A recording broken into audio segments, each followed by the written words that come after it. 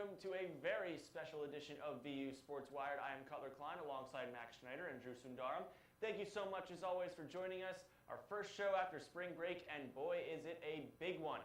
We have got NCAA Tournament basketball to talk about. Let me tell you, if you had told us that we would be talking about that a few weeks ago, we would have laughed right in your face. Vanderbilt taking on Northwestern, the 8 seed, Vanderbilt a 9 seed. In the West region, Northwestern, this is their first ever appearance in the NCAA Tournament. Vanderbilt locked up that tournament bid in the SEC Tournament by beating Florida for the third time this season, which was pretty incredible. A strong finish to the season for Vanderbilt.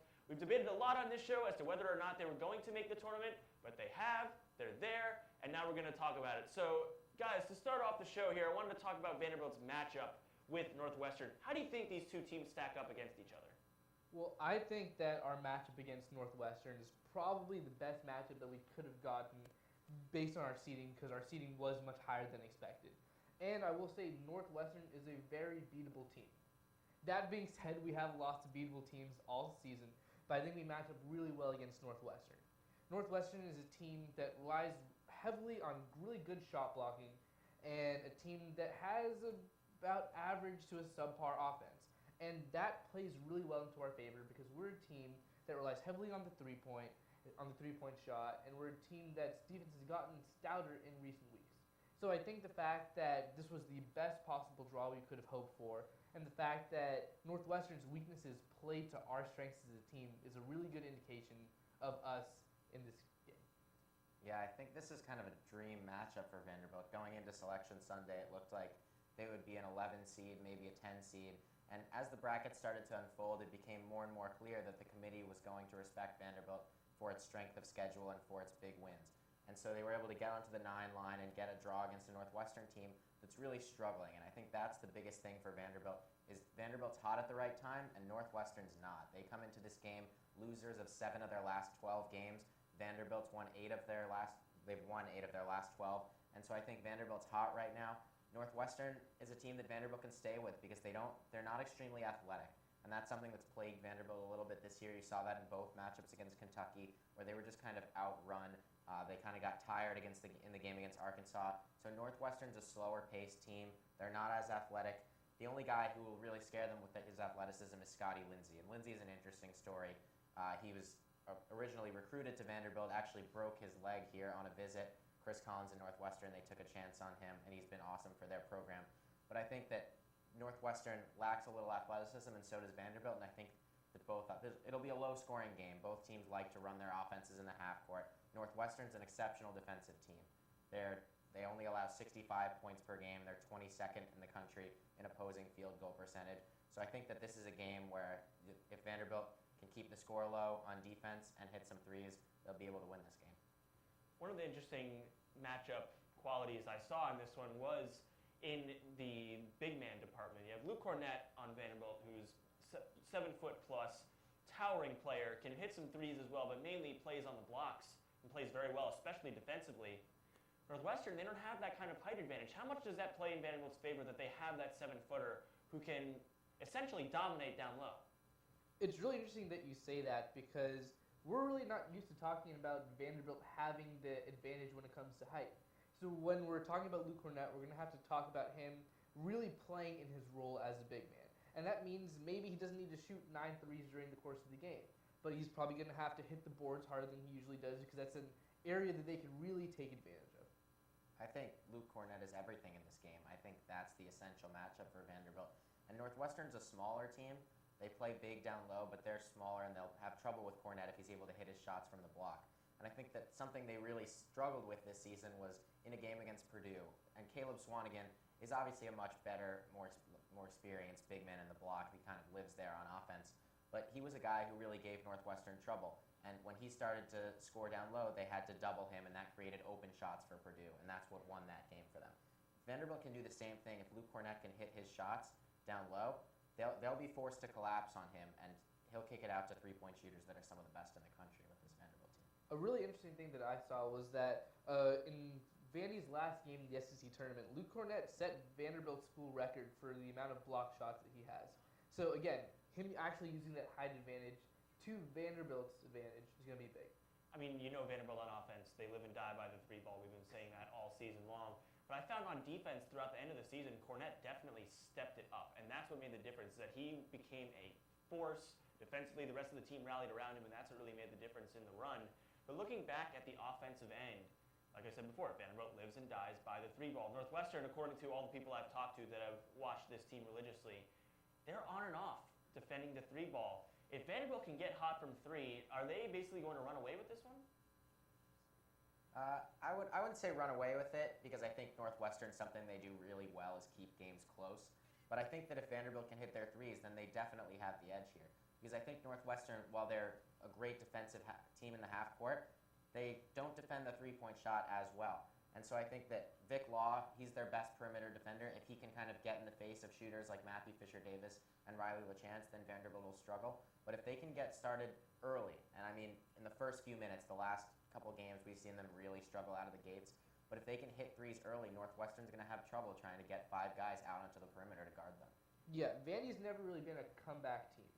And it's really interesting because you see that the three ball in the first half and in the first opening minutes and those first few possessions really ends up helping Vandy a lot with their rhythm and their pacing throughout the entire game. So, like for example, in the game when Luke Cornette went 0 for 9 from 3, that affected his play in every other aspect of his game, and that affected Vandy in every other aspect of their game. So, getting the three and hitting three early is going to be really important, not just for the points and for the shot itself, but because it helps them pace themselves and helps them get rhythm in every other department of their game, too. We'll see what happens this Thursday, tomorrow at 3:30 p.m. Central. Vanderbilt taking on Northwestern in Salt Lake City, Utah. So it should be a fun one. But looking beyond this game, guys, Vanderbilt's, when they haven't made the Sweet 16 since 2007. They haven't won a first-round game since 2012. Granted, they've only been in the tournament once, really, since 2012. How far can Vanderbilt take this tournament run?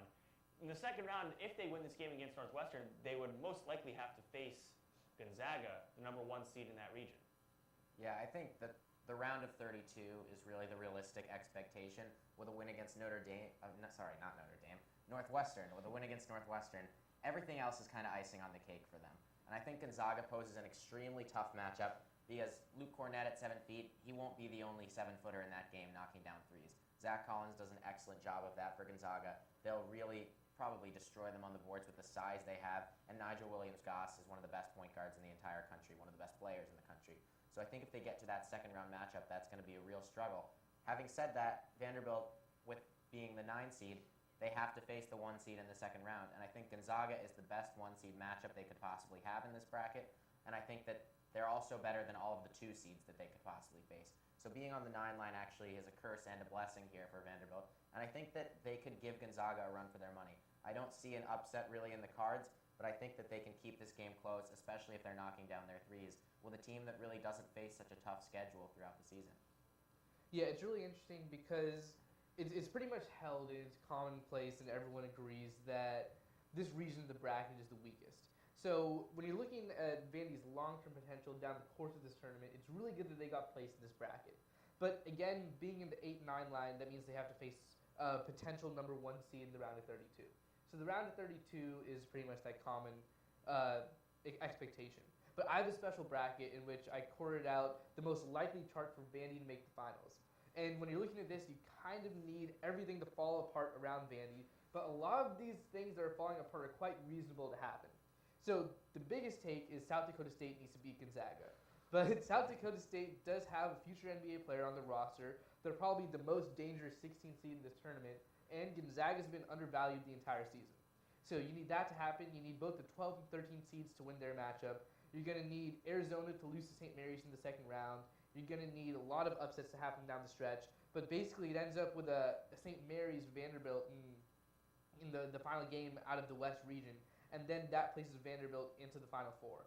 So when you're looking at it holistically, it's really not going to happen. But when you look at each individual piece, like a Florida Gulf Coast upsetting FSU or a St. Mary's upsetting Arizona to make Vandy's final games easier, it can happen.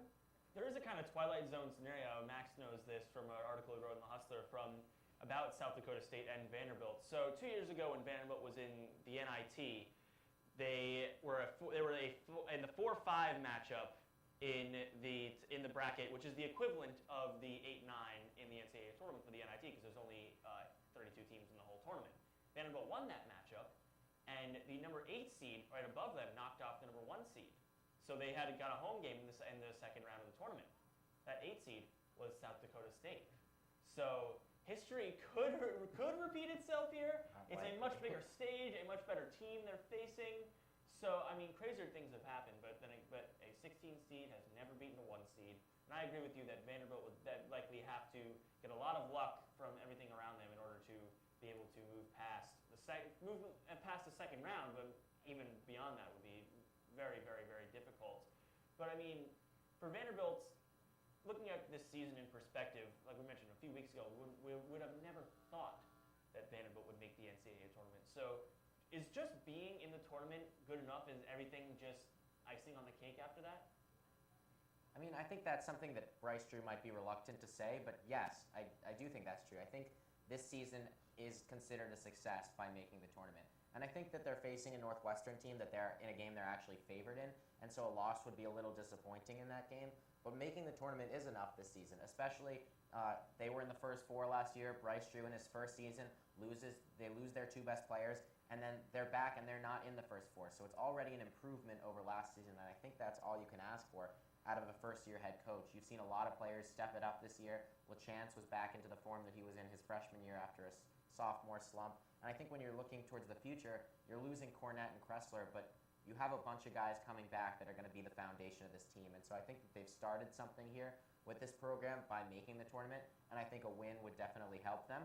But I think that already this season is considered a success. Yeah, at the end of the day, and like everyone knows this, and it's true, but only one team is out of this field. Only one team is going to end the season on a win. So yes, it's definitely a big achievement for Vandy to have made the field, and that's a huge accomplishment in and of itself. But I don't think any player is going to be happy with just making the field. I think it's okay, we've made the field, now what? And if you end the season on a loss, Northwestern, again, a very beatable team, a game that Vandy's almost expected to win. If you end the season on a loss to Northwestern, then the season all of a sudden has the feel that Vandy did 2 or 3 weeks ago, when they're losing to beatable teams, when they're not living up to their potential. So yes, I think this making the field gives Vandy the right culture and the right mindset moving forward. That this becomes the expectation, not just a lofty goal, but you don't want to lose in the first round. Once you get into that field of 64, anything can happen, certainly. Now to wrap up the show, we want to talk about all 3 of our Final 4 predictions. We have some bold picks, we have some not so bold picks, and Max, we'll start with you. Who's in your Final 4 and who takes the NCAA tournament in your bracket? Well, first I got Duke. I think Duke's playing the best basketball in the country right now. I think they've been incredible so far. I think Jason Tatum's one of the best players in the country. Luke Kennard is a fantastic scorer. I think the X factor for this team is actually Grayson Allen. He's been playing a lot better lately. Out of the West, I have Arizona. Arizona has 4 losses this season, all against top teams, and 2 of them without their best player in Alonzo Trier. So I think I love Arizona out of this bracket. I think they have a relatively easy run. Then I have Kansas. Frank Mason, I think he's the player of the year. I'm not concerned by their opening round loss to TCU. They didn't have Josh Jackson in that game. I think that they're going to make a huge run in this tournament.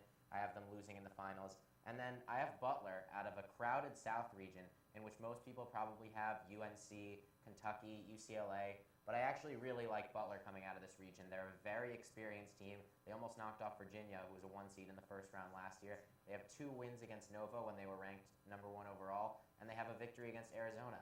And so I think Butler's a team that can really make a run and remind people how special that program is. In the end, I got Arizona over Kansas in a close one. I think this is Sean Miller's best team that he's ever had with this program. Lauri Markkanen reminds me a little bit of Kristaps Porzingis. He's an NBA lottery pick in the coming months. I think Alonzo Trier is their best player. He's a fantastic scorer, missed a little bit of the season, and I think they have a good group of guards and a solid group of bigs down low, and really everything that makes a championship team. I think the trophy's going to go back to Arizona this year. Yeah, so my first 2 picks are the exact same as yours. I've got Duke and Arizona as part of my Final 4. Duke started off the year really shaky. All the drama around Grayson Allen headlined more things than the actual basketball team. Coach K was out for a good amount of games with his surgery, but Duke is peaking at the perfect time. And you're right. The combination of Grayson Allen, Luke Kennard, and Jason Tatum is just an almost unstoppable trio of players, and I see them making it to the Final Four, and they're in my championship game as well. Arizona. The knock against Arizona that everyone has is that Sean Miller teams don't make the Final Four, and that Arizona chokes.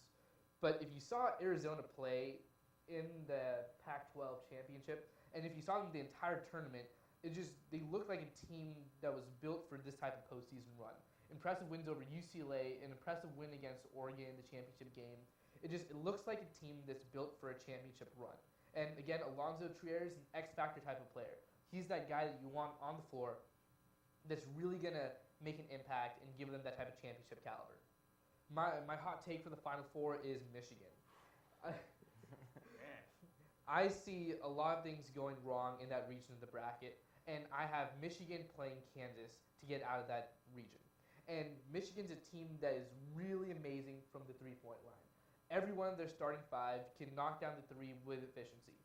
And they're going to be going against Kansas if it's slated how it works. Because everyone knows that March Madness brackets work out exactly how you plan them.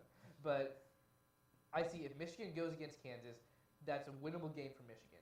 And I would say that despite Frank Mason, Michigan pulls that game out, and I see them in my Final Four. And then after that, I have UNC. Because, well, for UNC, the ceiling is the roof. And they score in the half court, they rebound, and they had the best record in the toughest conference in the nation. Ceiling is the roof. Wise words from Michael Jordan there. I have a slightly less but still pretty hot take team in the Final Four. First off, I have Duke in. That's a very popular pick. Duke is a really strong team, and I always have a tough time picking the number 1 overall seed to do anything, crazy good. It's just tough to pick a team with that high expectations, especially a defending champion. It is so hard to defend titles in the NCAA tournament.